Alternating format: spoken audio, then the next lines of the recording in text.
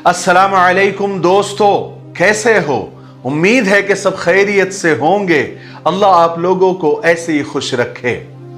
एक बहुत कामयाब, एक बहुत सक्सेसफुल और एक बहुत बाइज्जत खातून अपनी आप बीती सुनाते हुए एक दिन कहने लगी कि जब मैं पढ़ती थी तो मेरी माँ, मेरी अम्मा मुझे बिल्कुल अच्छी नहीं लगती थी। मुझे उनसे चिढ़ हो गई थी। वजह उसकी ये थी कि जब मैं पढ़ती थी उस वक्त छोटे छोटे कमीसों का रिवाज था और मेरी अम्मा मेरे लिए लंबी लंबी कमीसें सिलवाती थी। और जब लंबी लंबी कमीसों का दौर आया तो मेरी कमीज इतनी लंबी कर दी कि घुटनों के नीचे तक कर दिया। मेरी अम्मा अच्छे से अच्छे कपड़ों का बिल्कुल सत्यानाश कर देती थी। किसी फंक्शन में जाना हो, लाख मिन्नतें कर लो, कभी लिपस्टिक लगाने नहीं देती थी। कहती थी जब दुल्हन बनोगी तो रूप नहीं आएगा लिपस्टिक लगाने से। जब मैं स्कूल से निकलकर कॉलेज आई तो कसकर हिजाब उड़ा दिया। यूनिवर्सिटी में जब लड़कियां बाल खोलती थी इतनी प्यारी लगती थी, मेरा भी दिल करता था। लेकिन मेरी मां की वजह से मैं अभी से बूढ़ी लगने लगी थी। अम्मा कस कस कर मेरी 2 चोटियां बनाती थी। बार बार मैंने कहा कि अम्मा 1 चुटिया बना दो, 2 का रिवाज नहीं है और स्कार्फ के अंदर 2 चोटियों से मेरा चेहरा अच्छा भी नहीं लगता। लेकिन मेरी अम्मा कहां मानने वाली थी। बहरहाल कॉलेज से बहुत अच्छे नंबरों से पास होकर मैं यूनिवर्सिटी पहुंची। सोचा कि अब मैं बड़ी हो गई हूं, यहां मैं अपनी कुछ मनमानी करूंगी। लेकिन अम्मा ने मेरा यहां भी पीछा नहीं छोड़ा। अम्मा ने मेरी जान नहीं बख्शी, यहां भी हद ही कर देती थी।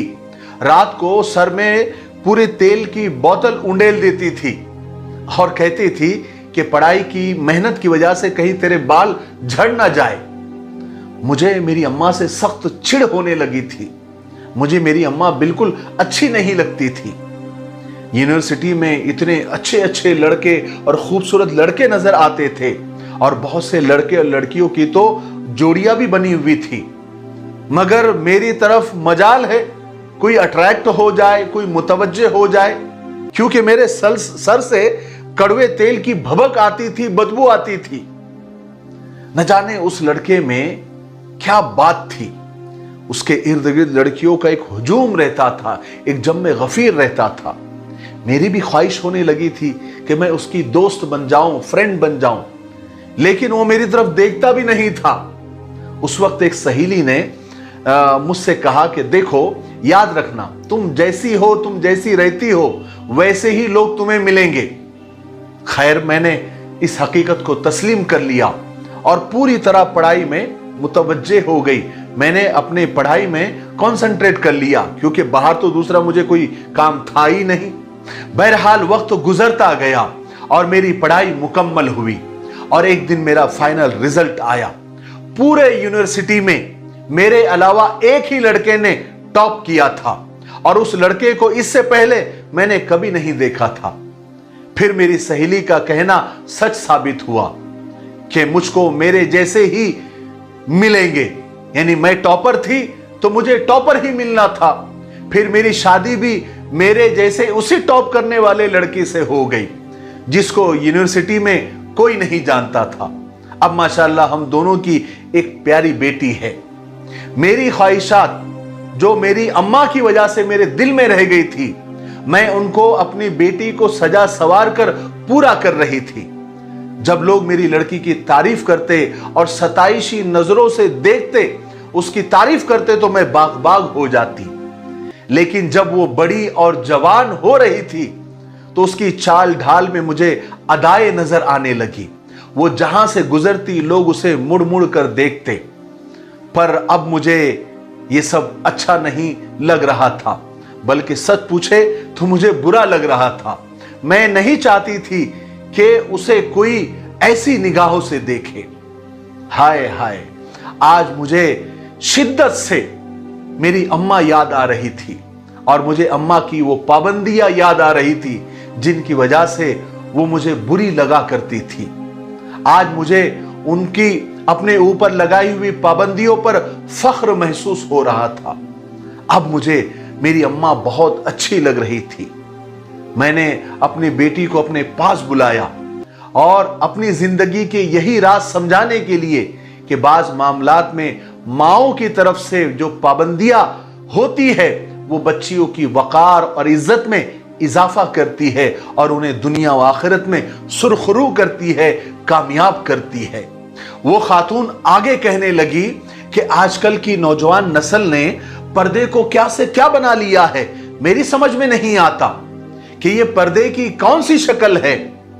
कहती है कि अभी पिछले दिनों की बात है, मेरा एक क्लिनिक में जाना हुआ, वहां काफी रश था, तो मैं नंबर लेकर एक तरफ बैठ गई और अपनी बारी का इंतजार करने लगी। इतने में 2-3 नौजवान लड़कियां क्लिनिक में दाखिल हुई, खूबसूरत मैक्सी नुमा अबाया पहने हुए और बिल्कुल चुस्त आस्तीने, गले और आस्तीनों पर बहुत खूबसूरत काम बना हुआ, सर पर बड़ी खूबसूरती और नफासत से छोटा सा स्कार्फ लिपटा हुआ, सर पर बाएं तरफ स्कार्फ के ऊपर एक नगीनों से मुज़य्यन पिन लगी हुई। स्कार्फ इतना छोटा कि बमुश्किल चेहरे से थोड़ा सा नीचे गले तक आ रहा था, इतना भी नहीं था कि सीने को ढांप ले। अबाया ऐसे कि जिस्म के नशेब व फराज, उतारो चढ़ाव बिल्कुल साफ नजर आ रहे थे। स्कार्फ सिर्फ खूबसूरती के लिए पहना हुआ था, साफ नजर आ रहा था, जिसमें चेहरा भी खुला हुआ था। आंखें गोया नैन कटारे, सुरमा, काजल, लाइनर, होठों पर लिपस्टिक। दिल में एक दर्द सी लहर उठी कि हाय, पर्दे के नाम पर ऐसी बेहयाई, ऐसे पर्दे को तो खुद पर्दे की जरूरत है। और कुछ खवातीन थोड़ा सा चेहरा ढांपने का एहतमाम तो कर लेती है, मगर बदन उनके भी खुले हुए होते हैं। बुर्का एक से बढ़कर एक स्टाइलिश, नित नए डिजाइन, कढ़ाई, कटवर्क, मोती, नगीने रंगों से भरपूर पर्दे और हिजाब के नाम पर कैसे कैसे फैशन इंट्रोड्यूस कराए जा रहे हैं।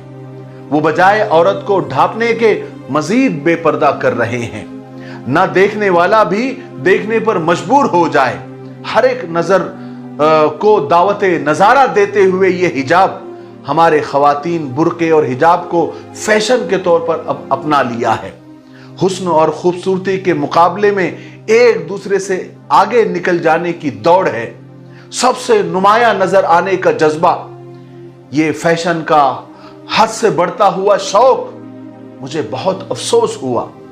उस खातून ने तमाम बहनों को नसीहत करते हुए आगे फरमाया कि मेरी काबिल एहतराम बहनों, ये किस रास्ते पर तुम चल पड़ी हो, ये वो रास्ता है जिसे शैतान ने हमारी नजरों में मुज़य्यन और सजा कर दिखाया है।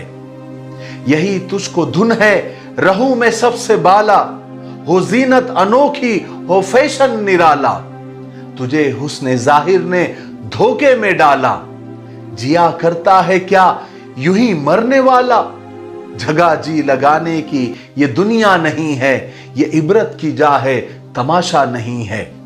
मेरी मुअद्दबाना और दर्दमंदाना दरखास्त है अपनी बहनों से, अपने माशरे से कि खुदा के लिए पर्दे को पर्दा ही रहने दे, उसे अपने ख्वाहिशात और फैशन की भेंट न चढ़ाए, अपने इस्लामी वकार को कायम रखे, सादगी को अपनाए, सादगी ईमान का हिस्सा है। और याद रखो, फैशन से इज्जत नहीं मिलती, अल्लाह इज्जत देता है। अपनी नीयतों को ठीक करे, ढीले ढाले और सादा हिजाब और बुर्कों का इस्तेमाल करे, अल्लाह की रजा खुशनुदी को पेश नजर रखे, अल्लाह के हुक्म को पूरा करने के लिए पर्दा करे, दीन के अहकाम का तमस्खुर और मजाक न उड़ाए। मुझे उम्मीद है कि इस खातून की पूरी नसीहत से हम सबको बहुत कुछ सीखने को मिला हो। अगर आपको भी सीखने को मिला है तो इस वीडियो को ज्यादा से ज्यादा शेयर करें और 2 जुमले 2 लाइन कमेंट के जरूर लिखें और इस वीडियो को लाइक करें। और अगर अभी तक आपने हमारे मिफ्ताही चैनल को सब्सक्राइब नहीं किया है तो उसे सब्सक्राइब भी कर दे और बेल आइकन को भी प्रेस कर दे। ठीक है, तब तक मेरे लिए, पूरी उम्मत के लिए, पूरी इंसानियत, पूरी मानवता के लिए और हमारे प्यारे मुल्क भारत के लिए और यहाँ के अमन व अमान के लिए खूब दुआएं करते रहे। अस्सलामु अलैकुम व रहमतुल्लाहि व बरकातुहू।